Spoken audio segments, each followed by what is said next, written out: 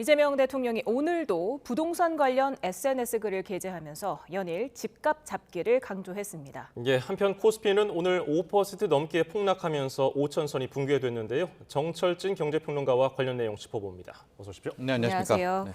네, 주말에 이어서 오늘도 아침에 이렇게 SNS 글을 게재를 했는데 예전에는 세금으로 집값을 잡지 않겠다고 강조를 한 건데 이거를 좀 철회할 것으로 보십니까? 저는 그렇게 보고 있습니다. 왜냐하면 이제 이 얘기 자체를 좀 보면 이제 부동산 잡는 게 집값 잡는 게 5,000피보다 쉽고 또 본인이 성남시장이었을 때 했던 이제 계곡 정비보다도 훨씬 더 쉽다라고 이야기를 했거든요.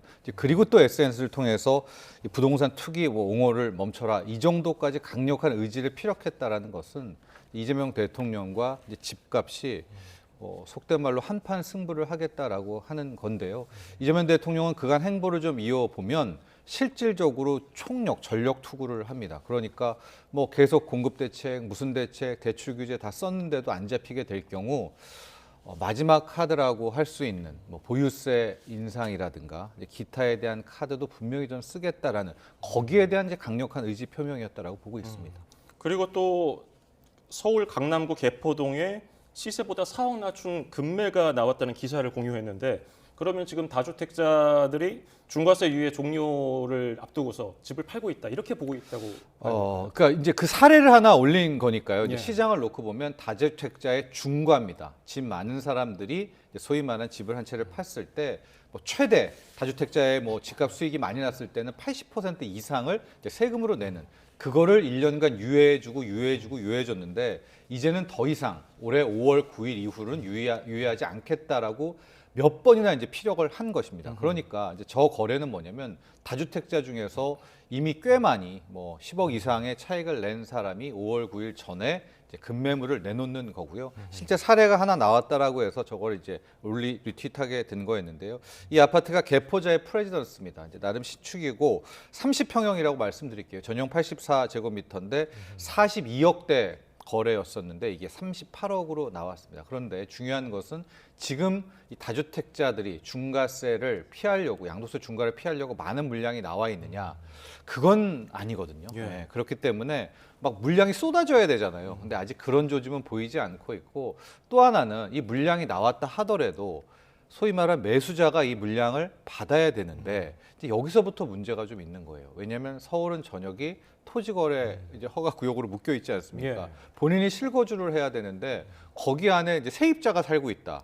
그럼 5월 9일이 넘어갈 수가 있는 거 아니겠습니까? 그걸 맞추기 위해서는 이게 상당히 힘들기 때문에 일각에서는 5월 9일까지 오케이. 그러면 토호제를 일시로 좀 같이 풀어줘라 5월 9일까지 이런 이제 안도 계속 나오고 있는데 이재명 대통령은 이제 선을 그었습니다. 그런 식으로 한 발 두 발 물러서게 되면은 영이 서지 않는다라고 해서 일각에서 제기했던 5월 9일까지 토호제도 뭐 일시 유예하는 이런 방법은 없는 그런 상황이기 때문에 아마도 이제 물량이 많이 쏟아질까 말까라는 것은 매수 누가 살 사람 누울 자리가 있어야지 다리를 뻗지 않겠습니까? 아마도 5월 9일 이제 4월까지면은 판결이 날 것 같은데 많은 물량이 나올 것 같지는 않습니다. 그래서 지금 제가 앞서 이제 보유세 카드를 왜 이야기하냐면 6월 이제 지방선거가 끝나고 나면은 결과적으로 현재 이제 시장에서 집값 잡는 네 가지라고 하면 첫 번째 공급이고요. 좀 이따 얘기할 수 있는. 두 번째가 금리 인상, 금리 상승입니다. 근데 이건 현재로서 좀 힘들죠. 두 번째가 보유세 강화인데요. 이 보유세도 1주택자까지 건드리는 보유세입니다. 그리고 세 번째가 전세담보대출을 규제하는 이제 이 정도까지 강력 방안들만 지금 남아 있거든요. 그 중에서 아마 결국 보유세 카드를 쓸 수밖에 없지 않을까 이런 생각을 갖고 있습니다. 네, 대통령은 계속해서 연일 지금 강력한 의지를 강조를 하고 있는데 이에 대해서 시장이 어떻게 반응을 할 것인가? 이번엔 다르다고 느낄 것인가? 어떻게 예상하십니까? 아직까지는 이제 판가름 내기가 어려운 것 같아요. 근데 시장 모습만 놓고 보면 이번에도 똑같다라고 그러니까 문재인 정부 시즌 2라고 아직까지는 받고 있는 것 같습니다. 뭐 최근에 나온 통계를 좀 보면 이미 강남구 쪽에서는 국민평형이라고 하죠. 이제 30평형대 밑이 18억대까지 평균가가 올라왔습니다. 뭐 상당한 거고요. 이제 강북에서도 어떤 현상이 나오고 있냐면 알짜 지역들 강북에서는 30평형대 국민평형대가 15억까지 딱 키 맞추기가 돼요. 왜냐하면 15억이면 6억 대출이 오롯이 나올 수 있는 가격대거든요. 그러니까 시장에서는 연일 대통령의 이런 경고와 어떤 다짐, 의지 표명에도 불구하고 아직까지는 반응을 보이지 않고 있다. 이렇게 보여집니다. 예, 지금 뭐 서울이나 과천에서는 이번 공급 대책에 대해서 좀 반대 입장을 냈는데 이 실제로 착공까지 갈 수 있을까? 공급 빨리 돼야 되는데요. 그게 이제 그렇죠. 앞서 말한 이제 집값 잡는 네 가지 요건 중에 가장 중요한 게 공급인 것 아니겠습니까? 그런데 이번에 발표된 것들도 보면 아마도 이제 6만 가구가 추가로 이제 나왔었는데 30년 이전에 실제 입주할 수 있는 물량은 현재로서 가능성은 매우 낮습니다. 그러니까 지금 언급됐던 용산의 10,000 가구, 과천의 9,800 가구, 태릉 골프 CC 그러니까 국민들이 바라는 것은 떡하니 2028년, 29년에 입주하는 게 아니라 그 과정을 좀 볼 것 같거든요. 정말 태릉 골프 CC의 주민들과 노원구와 해결이 잘 되고 있나? 과천도 마사회와 경마장이 잘 이전되고 있나? 그러니까 이 공급 대책은 당장의 땅 파는 착공이 중요한 게 아니라 과정에서 잘 돼가고 있구나. 용산국제업무지구도 서울시랑 협의해서 이렇게 하면 되겠네. 그러면 32년에 뭐 이 건설된다 하더라도 참을 국민들은 많죠. 그 과정에 대한 문제들을 많이 좀 봐야 될 것 같은데 일단 이제 발표가 되고 얼마 되지 않았죠. 129 발표니까요.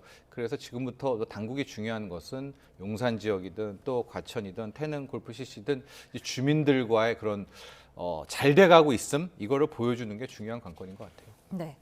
지금 증시도 좀 보겠습니다. 오늘 코스피가 5% 넘게 급락을 하면서 올해 첫 사이드카가 발동이 되기도 했는데 좀 요약해 주시겠습니까? 워시 쇼크죠. 케빈 워시를 드디어 트럼프 대통령이 신임 연준 의장 지명자로 이제 케빈 워시 전 연준 이사를 지명을 했습니다. 실은 후보자가 많았었어요. 케빈 헤세스 있었고요. 뭐 크리스토퍼 밀러도 있었고 릭 라이더도 있었는데 그 중에서 가장 매파 그리고 연준의 독립성을 가장 지키겠다라고 하는 그 인물을 이제 임명을 한 거거든요. 그렇게 되면서 실은 지난주 금요일 날 금은 시장이 특히 은은 30% 넘는 폭락을 했거든요. 그리고 코인도 무너졌고 투심이 완전히 붕괴가 됐습니다. 그다음에 나스닥, AI 반도체 기술주들이 함께 무너졌고요. 이 여파가 고스란히 국내 증시로 함께 왔는데 조금 아쉬웠던 것은 아시아 시장 오늘 다 빠졌거든요. 근데 그 중에서도 국내 증시의 낙폭이 가장 컸고요. 앵커도 이야기했지만 이제 코스피 같은 경우에는 선물이 5% 넘게 빠지면서 매도 사이드카가 걸린 이제 그런 측면이 있었는데 아마 국내 증시가 전 세계에서 연초 들어서 가장 많이 오르지 않았었습니까? 예. 이제 그 대가를 가장 많은 이제 반사 효과가 났다 이렇게 보시면 될 것 같습니다. 그러면 케빈 워시라는 사람이 어떤 인물이길래 이렇게 큰 영향을 줬는가? 그렇죠. 예. 그 질문이 이제 오늘 굉장히 많았었고 아니 트럼프 대통령이 임명했잖아. 그러면 트럼프의 말을 잘 들을 사람 아니겠어? 그리고 트럼프는 지금 계속 이야기하는 것이 저금리하고 약달러입니다. 무조건 달러 약세이면서 미국의 시장금리, 기준금리를 엄청나게 낮추겠다라는 걸 추진했고 그거에 적임자로 케빈 워시를 임명했잖아요. 근데 예. 케빈 워시를 임명했는데 왜 시장이 이렇게 발작해? 이제 이게 뭐 가장 많은 질문이었고 의문의 핵심이었었는데요.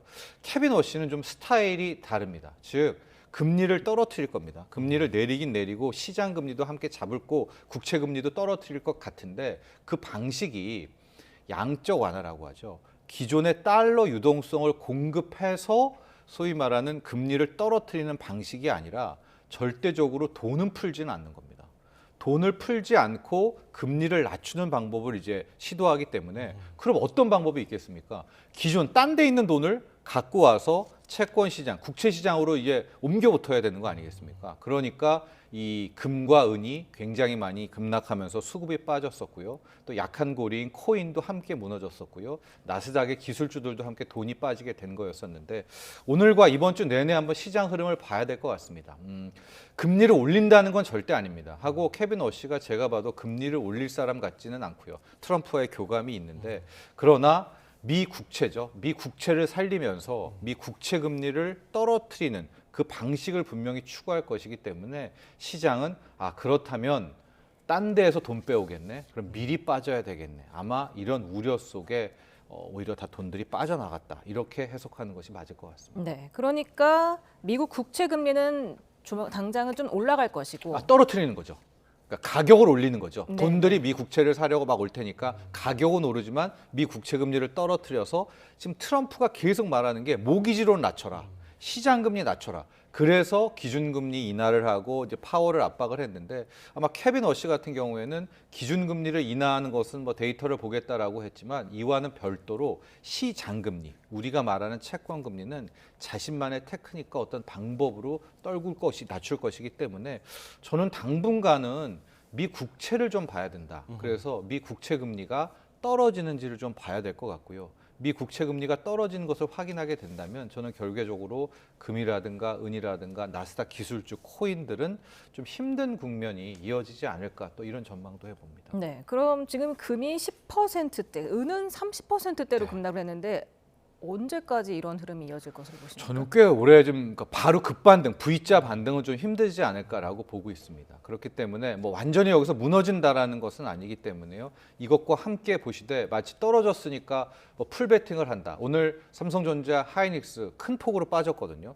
그러니까 지금처럼 또 하이닉스가 뭐 8% 빠졌으니까 당장에 올인을 하고 내일 급반등을 원하는 흐름은 아닌 것 같습니다. 이 케빈 워시의 스타일 계속 말씀드리지만 달러를 더 푸는 방식은 절대 아니거든요. 그래서 당분간 리스크 관리는 분명히 필요하다 이렇게 말씀드리고 싶습니다. 원달러 환율은 왜 그렇습니까? 달러 약세 흐름이었잖아요. 어제 그러니까 금요일 같은 경우에 달러 인덱스 좀 튀어 올랐었거든요. 그런 것도 있었습니다. 분명히 있었지만 그 달러 인덱스가 강해진 것보다 오늘 환율은 너무 많이 올랐거든요. 그러니까 원화 약세의 폭이 좀 컸었다라고 보여지고 있는데 아마 이 역시도 최근에 한 1,420원대까지 급락을 했었잖아요. 예. 거기에 대한 반발도 있고 지금 우리의 환율 같은 경우에는 앞서 말한 여러 요인 중에 하나죠. 이제 2천억 매달 200억 달러씩 미국에 투자하는 이런 부분이 다시 또 지금 약간 미궁 속으로 들어갔잖아요. 이제 25% 관세를 뭐 다시 부과하겠다 이러고 그 협상도 지금 잘 안 되고 이렇기 때문에 좀 우리 원화만 유독 요번에 이 워시 쇼크에 있어서 상대적으로 좀 많이 약해진 분명히 있다 이렇게 보여지고 있는데 누누이 말씀드리지만 트럼프는 지금 약달러, 그러니까 저금리와 약달러 두 개를 강력하게 밀어붙이는 겁니다. 그렇기 때문에 달러 인덱스 자체가 막 튀어오른다기보다는 우리 원화 자체의 좀 어떤 문제 때문에 환율이 좀 올랐다 이렇게 보셔야 될 것 같습니다. 그렇다면 이 환율 언제까지 계속 오를까요? 그 25%의 문제를 좀 해결을 해야 될 것 같아요. 이번에도 뭐 산자부 장관도 아직까지 뚜렷한 발표가 없는데 이제 2월에 대미투자법을 국회에서 좀 통과시킨다고 하니까 그걸 통해서 다시 한번 관세 부분에 있어서 좀 확실하게 정리를 좀 하고요. 우리가 이제 미국에 투자할 때 우리 환율이 불안하거나 할 때는 연기할 수 있다라는 이런 조항도 이야기를 했었지 않습니까? 거기에 대해서 미국 측과 좀 소통을 하게 되면서 아마 이제 매년 투자하게 된다는 좀 200억 달러에 대한 이 대미 투자가 상당히 좀 명확해지게 된다면 저는 우리 외환 시장, 그러니까 외환 자체의 문제는 뭐 이게 과거 97년의 외환위기랑 비교할 건 아니거든요. 우리 서학개미, 우리 국민분들이 들고 있는 달러만 거의 250조를 들고 있습니다. 이제 그런 차원도 꼭 기억을 해서 그 문제에 대해서 좀 명확한 해결이 필요하다 이렇게 보여집니다. 예. 그리고 케빈 워시 후보자가 쿠팡의 현직 사회이사잖아요. 네. 그런데 지금 쿠팡 주식을 100억대를 가지고 있는 것으로도 알려져 있고 네. 쿠팡 관련해서 미국에서 우리 정부와 약간 뭐 여러 가지 얘기가 오갔었는데 그쪽 분위기는 어떨 것으로 보세요? 그런데요, 조현 외무장관도 그렇고 김종관 산업장관도 그렇고 이제 뭐 저쪽에 하워드 러트닝 상부장과 이야기할 때 단 한마디도 뭐 쿠팡에 쿠자도 나오지 않았다라고 이야기를 했거든요. 그러니까 이번에 15%에서 25%로 느닷없이 트럼프 대통령이 다시 관세를 올린 데 있어서는 일단 당국은 그 국회 통과, 비준 통과, 대미투자법 통과가 늦었기 때문이지 쿠팡과는 상관이 없다라고 이제 명확히 뭐 정부에서 그렇게 얘기했거든요. 예. 그리고 이 케빈 워시가 갖고 있는 한 120억 정도의 이 쿠팡 주식은 일단은 이제 청문회, 미국 청문회죠. 통과하고 나서 이제 확실하게 연준 의장이 되면 뭐 신탁을 하던가 팔아야 되는 부분이거든요. 그러니까 이런 것도 좀 있기 때문에 쿠팡 부분은 일단 정부가 어떻게 해결하는지를 한번 지켜보도록 하시죠. 네. 아까 앞서서 금과 은, 주식, 코인이 동반 하락세를 갈 것이다라고 말씀해 주셨는데 비트코인이 지금 8만 달러 아래로 떨어진 게 지난해 사상 최고가와 비교하면 40%를 하락했더라고요. 네. 그러니까 제가 이제 제 분석인 거죠. 이제 시중에 돈은 더 안 푸는데 금리를 떨어뜨리는 시장 금리를 떨어뜨리려면 돈을 어떻게든 채권 시장 쪽으로 몰아가야 되는 거 아니겠습니까? 그렇다면 금에 있던 돈, 은에 있던 돈, 또 나스닥의 뭐 기술주의 마이크로소프트에 있던 돈, 그리고 코인에 있던 돈을 이쪽으로 몰아가는 그레이트 로테이션이라는 방법이 이제 필요한데, 그레이트 로테이션이 필요한데 가장 약한 게 뭐겠습니까? 실체도 좀 아직까지는 확인되지 않고 약한 고리가 코인이기 때문에 이번에 다 같이 직격탄을 맞았지만 은도 맞았잖아 하시겠지만 은은 대폭등 후에 지금 30%가 빠진 것이고요. 예. 코인은 계속해서 하락세인데 여기서 한 번 더 수혜기를 맞은 부분이었었거든요. 그래서 비트코인 같은 경우에는 74,000달러가 굉장히 좀 위험한 선이다라고 보고 있어서 이번에 74,000에서 75,000, 6,000을 지켜야지 여기도 만약에 이번 주에서 또 깨고 내려오게 된다면 코인 투자자분들은 이제 뭐 알트코인은 따로 움직일 수는 있겠지만은 코인 시장 부분에서도 훨씬 더 금, 은 못지않은 리스크 관리는 분명히 필요하다고 보고 있습니다. 예, 오늘 도움 말씀 여기에서 줄이죠. 정철진 경제평론가였습니다. 고맙습니다. 감사합니다.